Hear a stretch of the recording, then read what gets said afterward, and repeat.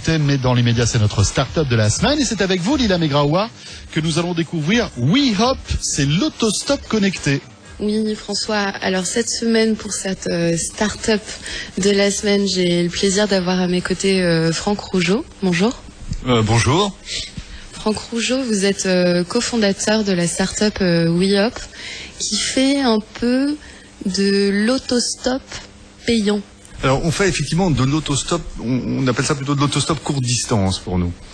Donc c'est quoi l'autostop? C'est la possibilité effectivement d'arrêter une voiture qui passe devant vous. Sachant que l'autostop dans sa version ancienne a pas mal d'inconvénients parce qu'on ne sait pas qui c'est, qui s'arrête, on ne sait pas où la voiture va.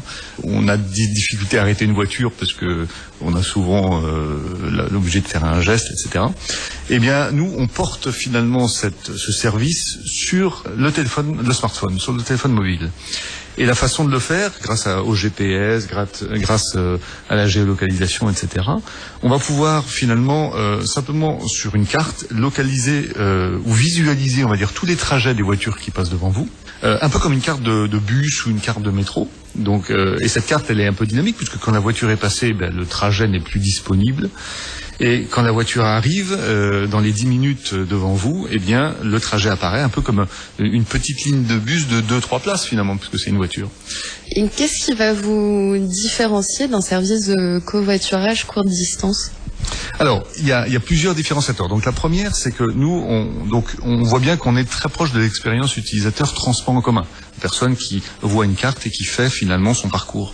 Donc nous, on offre finalement un panel de directions et de trajets. On va pas nécessairement demander d'ailleurs au piéton où est-ce qu'il va.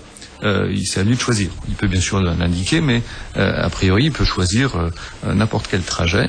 Ça, c'est une première chose. Ce qui d'ailleurs diminue beaucoup la masse critique nécessaire pour effectivement satisfaire un utilisateur.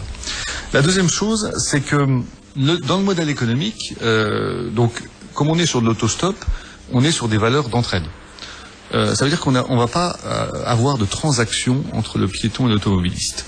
Pour nous, c'est pas la valeur principale. Bien entendu, l'automobiliste, faut quand même lui donner un petit motivateur parce que l'entraide, c'est une valeur très forte, mais il y a quand même un petit effort à faire de déclarer son trajet, bien entendu. C'était en fait d'utiliser un GPS qui est interne à l'application.